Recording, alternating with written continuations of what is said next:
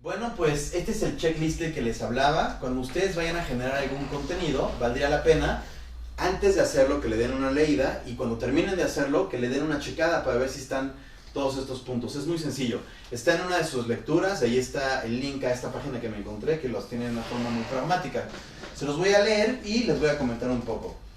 El número 1, son 10, dice: hay una demanda para el producto o servicio que promueven. Si el objetivo del storytelling es vender, lo primero es asegurarnos de que estamos vendiendo lo correcto.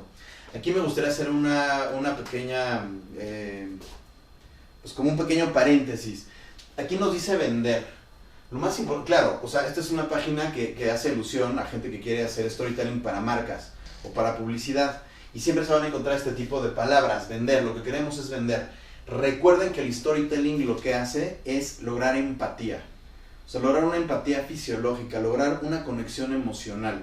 Ya después, si el producto es bueno, ya después si el mensaje llegó a la gente adecuada, entonces una consecuencia es que se pueda vender, si es que es uno de los objetivos.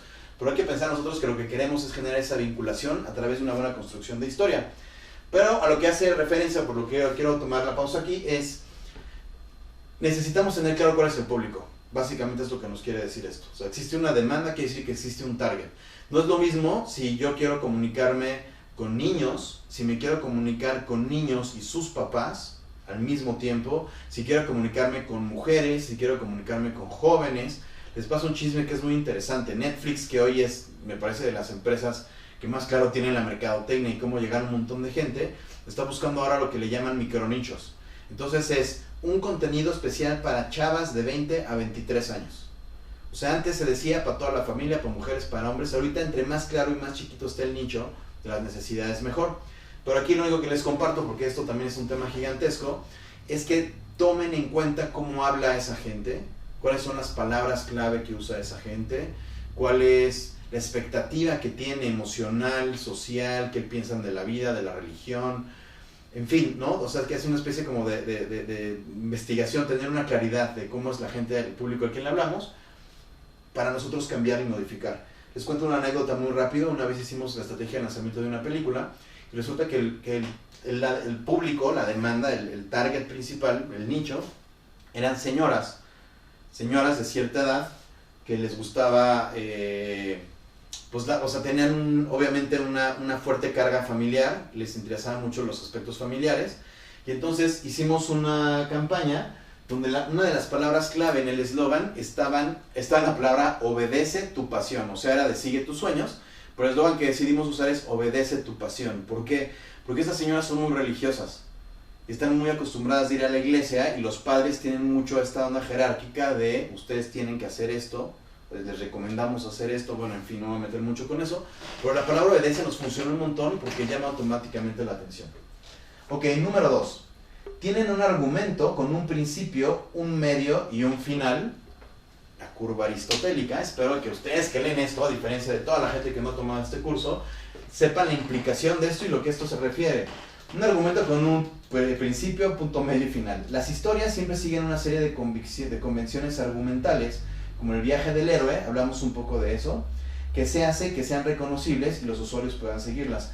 A mí me parece que lo más importante del storytelling está aquí en ese número 2. Si una historia no está bien contada, no va a pegar, no va a funcionar, aunque tengas claro todo lo demás, que eso es en lo que nos basamos principalmente en este curso, en enseñarles la arquitectura que está detrás de una historia, porque es fundamental, sin esto no pasa nada. Bueno, número 3, incorporan drama y tensión para enganchar a la audiencia. El conflicto es el motor de toda historia. ¿Recuerdan esa primera sesión que les platicaba que en la vida lo único que hace que todo se mueva es que haya una fuerza y una fuerza opositora? Y entonces, cuando logramos, o después del choque o de la vinculación, estamos en un nuevo estado, y en ese nuevo estado pues puede llegar otra fuerza opositora, y en realidad eso no es más que la vida, ¿no? Porque no podemos controlar muchas de las cosas que nos rodean, y justo pues eso es lo que hace que vaya avanzando en nuestra vida, pero en una historia hay que saber generar ese conflicto y ese drama. Cuentan con personajes creíbles y con matices, no solo superhéroes y supervillanos. Aquí a lo que se refiere es que entre más coherente y entre más cercano sea el personaje a ese público, va a ser mejor. Y les platico, tengo una amiga escritora que un día le tocó hacer como el contenido, el guión de una serie, y la serie estaba dirigida a mujeres más o menos de 40. Pues resulta que la gran mayoría de los escritores eran hombres, y no es lo mismo la idea que tiene un hombre de una escritora de 40 que una mujer escritora de 40. Eso que suena tan obvio, pues no siempre lo es. Entonces, si queremos nosotros construir un personaje, tenemos que conocer bien a esa gente para que sea coherente y que sea creíble. Porque aunque nosotros no seamos señoras de 40, sabemos, o sea, porque las tenemos alrededor. El no consciente, recuerden, eso lo platicamos alguna vez, el no consciente absorbe toda la información de alrededor, y aunque no seamos nosotros un viejito, por ejemplo, sabemos un viejito bien construido, pues cómo nos va a hacer sentido, y uno que no esté bien construido no. Entonces, básicamente se refiere a eso en la construcción de personajes. Son sencillas para crear una historia que venda. Tienes que tener un solo mensaje muy claro. Esto es fundamental. Cuando tenemos un largometraje o una serie o una novela, pues tenemos mucho tiempo para contar muchas cosas. Si ya estamos hablando de algo más chico y más concreto, lo ideal es que haya una cosa que sea lo relevante. Y a partir de esa idea central es que construyamos nosotros nuestro mensaje. Ocurren en un entorno familiar. Las historias que mejor conectan con la audiencia son aquellas en las que se ven más reflejados. Este se parece un poco al punto anterior, pero una vez escuchaba de una amiga que hace este análisis. Cuando nosotros tenemos un mensaje, por ejemplo, yo no consumo Coca-Cola, pero si yo veo un anuncio de Coca-Cola que me interese o que me guste, lo voy a recordar. No existe un nicho amplio, digamos, o sea, cuando estamos hablando de públicos amplios o públicos chiquitos, no es que exista un público amplio, sino existen en un público amplio la suma de muchos nichos. Entonces le puede gustar a mucha gente nuestro mensaje. Entonces, siempre y cuando nos conectemos con la parte más profunda y más humana, y aquí lo mencionan como con la palabra familiar, entre más humano y más profundo, más fácil va a ser conectarnos con nichos más amplios. Tienen un tono y estilo apropiados. El lenguaje y los recursos creativos deben adaptarse a los valores de la marca y los destinatarios. Formal, informal, para adultos, infantil. Bueno, esto también es muy obvio. Si nosotros estamos hablando de una marca muy tradicional o muy familiar, pues obviamente vemos el cuate con el anillo de casado, vemos la mesa donde todo el mundo se sienta a desayunar al mismo tiempo. Si estamos dirigiéndonos a jóvenes, pues tal vez hay una televisión con videojuegos porque se conectan ahí con los videojuegos. O sea, hay muchos tipos de valores, ¿no? Piensen ustedes en un mismo producto, en coches es lo más fácil. O sea, no es lo mismo pensar en un coche seguro, camioneta para todos los niños, que en un Jeep que puede ir todoterreno, que en un coche para ciudad, pero para alguien que no puede ir a un Jeep todoterreno. Cada marca tiene un concepto distinto, eso hay que tenerlo muy claro, básicamente para empujar con nuestro mensaje esos mismos valores. Y es real, les platico, porque alguna vez un profesor de publicidad hace mucho me decía que hicieron pruebas con un comercial, y en efecto, si el señor tenía el anillo de casado, resultaba mucho mejor, más creíble y empatizaba mejor con la audiencia que eran mujeres que si no tenía el anillo de casado. Pero habrá nichos donde eso no es lo relevante, pero hay que saber qué es lo relevante en cada uno. Se publican en el contexto adecuado. Piensa que estás contando la historia del cliente antes de la tuya. Hay que pensar cuáles son los medios en donde va a salir nuestro mensaje y hay que adecuarnos a esos medios. Ahí hay un concepto de mercadotecnia que se llama mercadotecnia integral.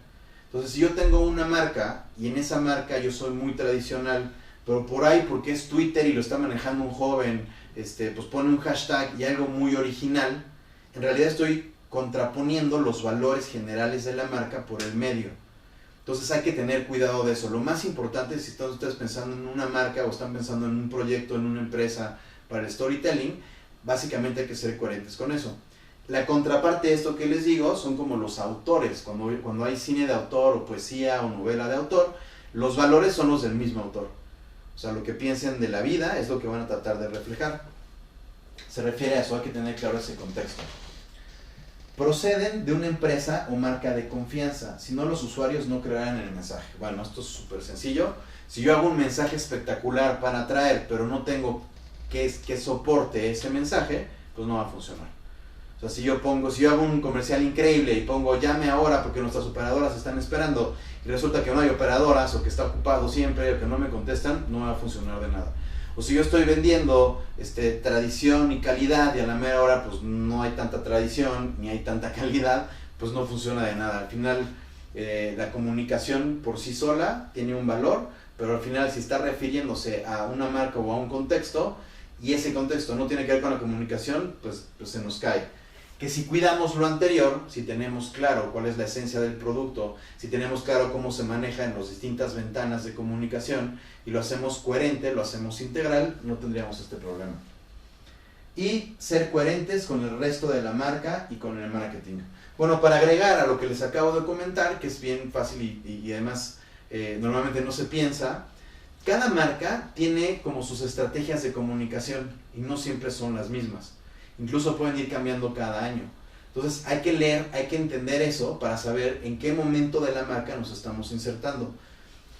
La primera vez que yo me enfrenté como con este concepto y me llamó mucho la atención fue algún maestro de filosofía que hablaba de un filósofo, no sé, yo les digo Kant, ¿no?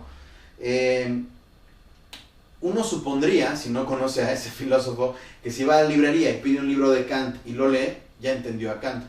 Pero este filósofo decía que la mayoría de estos escritores o pensadores que llevan una vida escribiendo, en cada etapa de su vida piensan distinto. Incluso hay libros que se pueden contradecir. De una cosa que decía en un año, pues probablemente a los 10 años ya pensaba algo distinto. Entonces imagínense, si tú lees el libro de los 10 años, ya no te enteraste de lo que decía al principio y viceversa. Entonces hay que entender desde dónde viene la comunicación de la marca o de la empresa para ver cómo nos vamos a situar en el momento en el que vamos a diseñar nuestro mensaje. Bueno, teniendo esto en cuenta y teniéndolo claro, antes y después de que hagan su mensaje, haciendo este checklist, y por cierto, una recomendación muy fácil es pregúntenle a la gente. O sea, si yo voy a hacer el eslogan de una empresa, me acerco a cualquier persona de esa empresa y le digo, ¿te hace sentido esto que escribí? Y les va a decir sí o no, porque fíjate que el año pasado, en fin, ¿no? Entonces, teniendo esto en cuenta, pues espero que les vaya muy bien cuando empiecen a hacer sus primeros intentos de storytelling con algún objetivo claro y sencillo, específico.